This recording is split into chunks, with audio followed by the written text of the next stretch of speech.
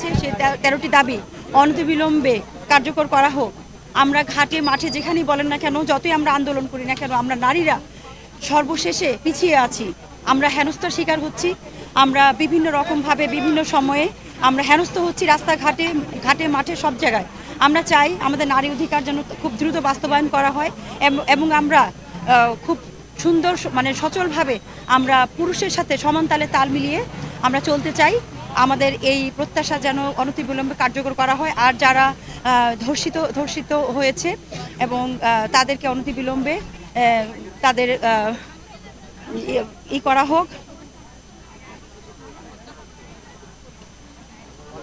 তাদের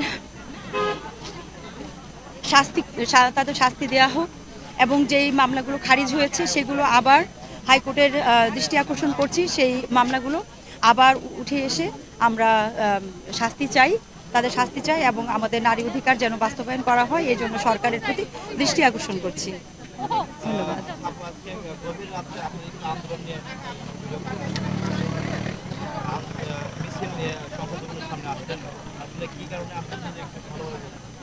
আমাদের আসলে মূলত আমরা নারী অধিকার নিয়ে আমরা এসেছি। আমরা সেই শাহবাগ থেকে সংসদ ভবন পর্যন্ত আমরা এখানে এসেছি।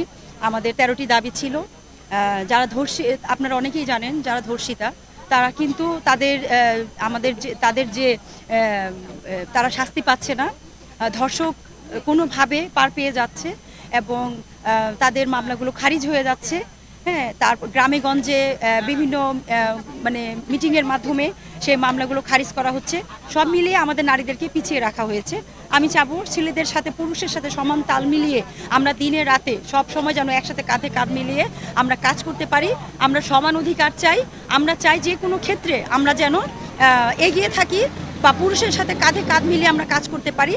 কোনোখানে আমরা যেন হেনস্থ শিকার না হই, মেয়ে বলে নারী বলে আমরা যেন পিছিয়ে না থাকি। এজন্য আমরা অন্তর্বর্তীকালীন সরকারের কাছে আশা মানে আমরা ব্যক্ত করছি যে আমাদের এই 13টি দাবি যেন অনতিবিলম্বে কার্যকর করা হয় এবং অপরাধীকে শাস্তি দেওয়া হোক এবং যে মামলাগুলো খারিজ হয়ে গেছে সেই মামলাগুলো যেন আবার উঠে আসে। নারী এবং পুরুষ যেখানে কাজ করতে পারে আমরাও সেখানে কাজ করার অধিকার চাই। আসলে একটা মানে উদাহরণ দিতেন যে আসলে কি কি কাজ আপনারা অন্তর্ভুক্ত হতে চান? যেমন ধরেন, মনে করেন আমরা যখন বাসে উঠি, নারীরা যখন বাসে উঠে তখন অনেক সময় কিন্তু এখনও দেখা যাচ্ছে বিভিন্ন পত্র পত্রিকায় দেখতে পাচ্ছেন তারা কিন্তু পুরুষের হেনস্থ হচ্ছে।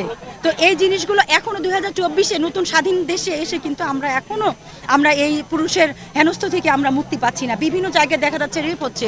এত কিছুর পরেও রেপ কিন্তু থেমে নেই। মাদ্রাসায় বলেন, যেখানেই বলেন, এই রেপগুলো থামাতে হবে এবং 90 দিনের মধ্যে তাদের শাস্তি কার্যকর করতে হবে। এজন্য আমরা অন্তর্বর্তীকালীন সরকারের কাছে দৃষ্টি আকর্ষণ করছি এই মামলাগুলো তাড়াতাড়ি উঠে এসে যেন আমরা সেই শাস্তিগুলো খুব তাড়াতাড়ি পাই এবং আমরা নারী অধিকার যেন আমরা পাই। আমরা যেন সমান তালে কাজ করতে পারি, দিন রাত এক করে। পুরুষরা যেভাবে কাজ করছে আমরা নারীরাও ঠিক সেভাবে সমান তালে তাল মিলিয়ে আমরাও কাজ করতে চাই। ধন্যবাদ।